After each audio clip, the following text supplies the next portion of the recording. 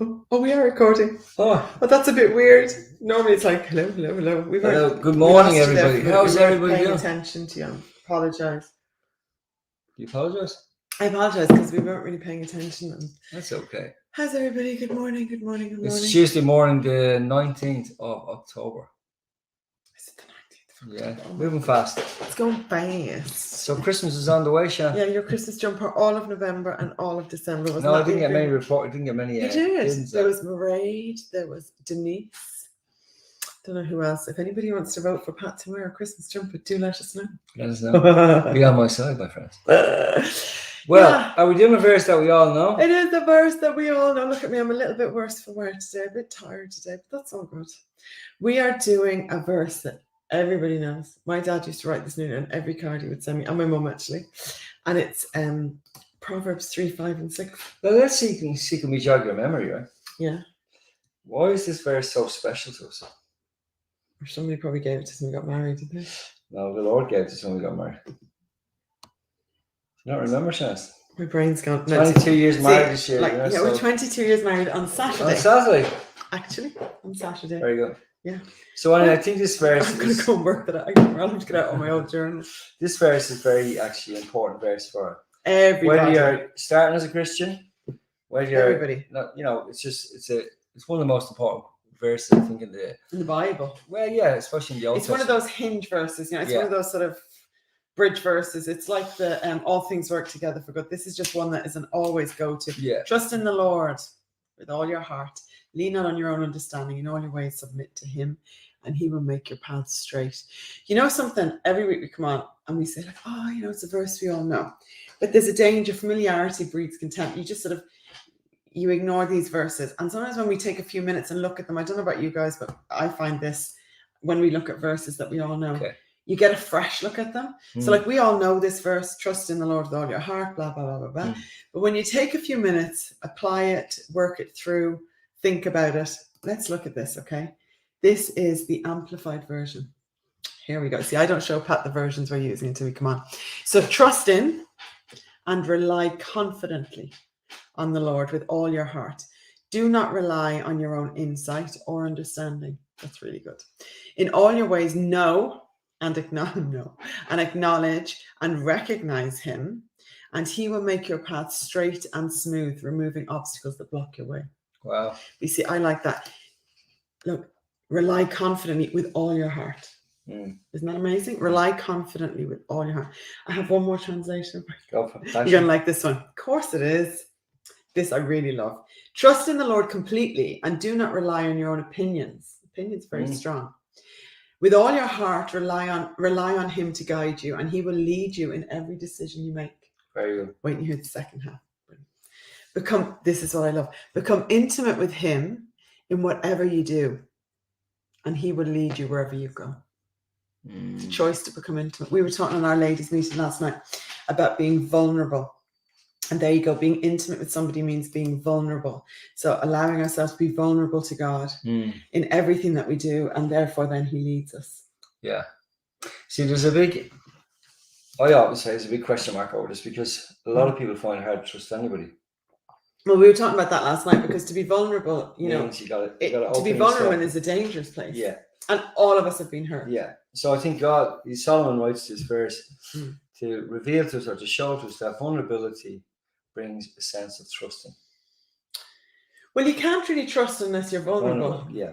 Do you know what I mean? You can't say, I can't say like, they do that trust thing where you have to lie back. Like you have to do something. You have to actively exercise the trust and not prove, but you know what I mean? Well, let me just say show the trust. I don't know whether you watched this program. It's about the SAS soldiers. Oh yeah. Right.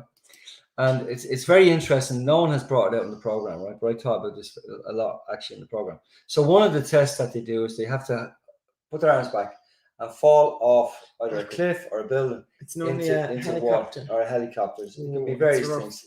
Freezing water. Right. But the amazing thing is this. The SAS soldier is telling this individual to do this, right? This part of the course. But because the person that's not an SAS soldier doing the course trusts in the soldier that has been an SAS soldier, they have confidence in that person in front of them. And therefore, through that confidence and trust in that soldier standing beside them, they're able to actually just fall into the But water. that goes for everything. what I'm Like there's saying? so much stuff that we do Yes. that doesn't make sense. Yeah. You know what I mean? And we do it based on trust. I mean, Yeah. it's like if you go to hospital to have an operation. Yeah, you trust know the what I mean? doctor. When they put you to sleep, like anything, and I know mad stuff does happen, but like, you know, if you think about it, we're completely trusting in. We're Yeah. making ourselves, we're completely vulnerable. And I think in this, I do think it is hard to be vulnerable. It is, yeah. Because I think life teaches you, you know, that it's a dangerous place. And, you know, I was sharing last night with the ladies, and it really struck me. I was thinking about it when I went to bed. I couldn't stop thinking about it, that, you know, Jesus knew us at our worst. Yeah. And yet he became vulnerable. And, you know, I always say, you all know I love Christmas, right? But it's not just about Christmas trees and presents and fire and friends and family. I just love, I don't know, it affects me so much that Jesus became that vulnerable child. And when I look at that whole scene of Mary and Joseph and the vulnerability, the sacrifice, the willingness to do that for us, it just impacts me. So Jesus was willing, despite knowing fully what we were capable of, probably fully of what we were going to do, because we did, you know, we did hurt him. Jesus was crucified. So, you know, he knew that, and still he became vulnerable for us. So, you know, when we talk, you know, I know when I was a kid, people used to talk a lot and say things like, oh, you know, Jesus could have called legions of angels to come and, you know, take him off the cross. But he didn't. He submitted to be vulnerable. He submitted in vulnerability for us, for the sacrifice. Yeah, but remember this: the main person he trusted in wasn't us. Or vulnerable towards us, right? It was his Father. Yes, exactly. That's what so that's saying. He had complete trust in his Father. Yeah. Think about this: absolute trust, not in us. But because of that trust and that vulnerability, he goes to the cross for you and me. And actually, in the hands of those soldiers, he was in the hands of his Father, really. Yes. His Father was in control of everything. And even when he dies, he has full trust that his Father will raise him from the dead. Because his last words are, into your hands. So everything is in God's hands. So we have to come to a place somewhere on our journey and fully be vulnerable and trust God for everything. Now, I'm nearly 30 years a Christian, and I can honestly say I really do trust the Lord. No matter what happens, I do trust him. Oh, careful now. No, I do trust him. You might get tested. I do trust him. I remember when my brother got sick and my brother passed away, I trusted God in everything. I just, every day I go and see him, I trusted that God was in control of everything. Like, either, as Shannon's favourite quote is, either God is real or he's not. And that's it. There's no half measures. Trust in the Lord with all that. I love the other one, says confidently rely on him. Yeah. So confidence is a great thing, but confidence in relying on someone or in relying on the Lord comes with a relationship and friendship. So it's very important. That's why spending time with God in our relationship, it strengthens that trust. Exactly. I was talking to someone yesterday, a young Christian, saying, how do I get to know Jesus more? I just said, spend more time. Yeah, what's my dad saying? Practice his presence. So it's very important that the relationship between you and Jesus is very secure and very strong. In strength and in a strong relationship brings a sense of vulnerability and brings a sense of trust. And there's a word there, in the Passion, it says rely on him. Yes. You know, it's very hard to rely on him, isn't it? No, well, it's not hard to rely on, but we struggle to rely. That's what I should say. We struggle to rely on anybody. I'm very independent. I'm very I'll do it myself. Even if I can't do it, I'd rather do it myself, because I'm I just depend on myself. And it's very hard to rely on somebody else. That again is a vulnerability, isn't it? Yeah, but I suppose I come from your opposite end of the stick. I rely on the Lord every day for everything. But that's a relationship that has grown over all the, after how many years, it is obviously easier. And, if you're a younger Christian, you could really, we might struggle with that much more. I mean, I did when I was younger. And I was even sharing with somebody on Sunday, I remember when I, surrendered everything to God. I remember coming to a point where I had a bit of a meltdown because I sort of thought, my goodness, I've surrendered everything. There's nothing now in my control. I've given that control to God. And the reality of that sort of struck me that day, and it really affected me.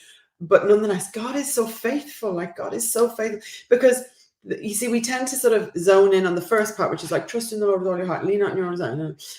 But it says he will make your path straight. There's a promise there of what will happen. So look here in the Amplified, and he will make your path straight and smooth, removing obstacles that block. Well, if you take that verse, right, and then you jump into the New Testament, right, Jesus says this at the beginning of his ministry. He said, first seek the kingdom of God, and all things will be added. Mm. So it's almost, a similarity between the two verses, old and new. So in the New Testament, Jesus says, you seek me with everything. Mm. You come to me with everything, and everything will be added to you. Mm. So there's a promise in that, and there's a promise in this. The obstacle or the biggest problem is that we are almost at times afraid to really trust or rely on or believe in that God's in control of everything. I think what we struggle with is we bring God to human level. Yes. And what you have to understand is God is not human. God is God. And I personally think when I read scripture, man's biggest problem from Genesis to Revelation is all about God is God and we are not, and accepting that. And I used to teach hermeneutics at church, and that was always the thing that I wrapped it up with, and I began it with, God is God and we are not. And it's sort of appropriate to some levels. We don't fully understand. Yeah. And it says here, don't lean on your own understanding, because our understanding is limited. And when we come into that place of accepting that God is not us, and I don't know about you, I've been really let down by people in my life. We've all been let down by people. I mean, if you're alive more than 3 weeks, you've been let down by people. And, but God is not people. God is not people. Well, can I jump in there? I have to say this story. God has never let me down. No, absolutely. In 25, 28 years, whatever it is, I can honestly say, oh my heart, God has never let me down. But yeah, he hasn't always done what you expected. Well, you see, that's the thing. He hasn't always done what I expected. Trust in the Lord completely. But I go back to that verse that you said just there, Romans, when it says, all things are working together for those who love God. So no matter what we face, no matter what we go through, God is at work. And God is at work in his plan. Yeah. All he asks of us is to trust his character to fulfill his plan and purpose in our life. Now, I don't know who you are and where you are today, but I wanted to share with you this morning. I feel the Lord's time is just trust the Lord completely. I love that word, completely. Just trust him completely and allow him to outwork his plan and purpose. And just trust it and go with it. I said this to someone yesterday. God opens the door, just walk through it. Literally just walk through it. You don't know what's on the other end, the other side of it. That's but it will be good. It's a real act. Absolutely, it's a real act of faith. So you just walk through that door, or I said that, well, then don't walk through the door. Stay where you are. Yeah. So it's a choice, and I think here this morning again, it's a choice from our position, not God's position, really, because God's character is wonderful. It's good. It's merciful. It's graceful. It's loving. It's kind. Gracious, it's got everything. So God is just saying, you just trust in my character. And just rely on me completely, and do not rely on your own understanding. And then he says, "And I will make your and to apply it, to simply apply this as we walk away." Okay, just pick out certain words: trust, lean not on your own understanding, submit, and look at this one: trust, rely confidently. Don't rely on your own insight or understanding. Acknowledge and recognize him. And that's what we have to do do you want a straight path in your life? Do you want a smooth road in your life? Do you want to be walking through doors that God opens? Do you want to be walking the road that God has planned for you? Well, then trust in him completely. Don't rely on your own opinion. So it's talking about trust. Don't rely on that. With all your heart, rely on him. Yes. So it says, don't rely, like when you look at that passion, I love that. Don't rely on your own opinions. With all your heart, rely on him to guide you, and he will lead you. And you know what? It's true. We could sit here all day sharing testimony, and I know you can as well. Testimonies of how God has led you, how God has guided you, how God has transformed your understanding through his providence, how he stepped into situations. And like I say, it's not that he doesn't answer. Sometimes it's not what we expect, but it's in that submission and accepting that we are not God and we do not always understand. But what we do know is that God is in control, and the word has promised us that when we submit, when we trust, when we acknowledge him, when we rely on him, when we confidently depend and rely on God, he makes our path straight. And I would even go as far to say sometimes when you're walking your path and it gets a bit rocky and it gets a bit windy and it gets a bit messy, that's because we relied on our own understanding. That's where we have stepped across the line and said to the Lord, well, you can do that bit, but I'm going to do this little bit. This is my plan B, and I'm just going to let it run with your plan A, God. And when we do that, and then we wonder why there's pebbles on the ground, then we wonder why we just tripped up, then we wonder why the path is taking a sharp left and we didn't expect it, or a sharp right. And I just feel from God this morning to say that, look at your life and look at where you haven't relied on God's wisdom and God's direction, and understand that. And that doesn't mean God leaves us in that place, but it does give us an understanding of why sometimes the road becomes a little bit bumpy and a little bit unstable. It's not because God has abandoned you. It's not because God made a mistake. Quite often it's because we had our plan B and we were choosing to activate that alongside God's plan A.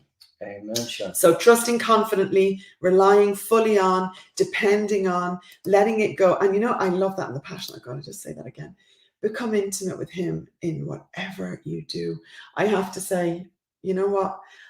I can barely make a cup of tea without the Lord in my life. Amen. There's so many. I was saying this the other day. So, I was in the dentist one day and I wasn't having a very nice procedure.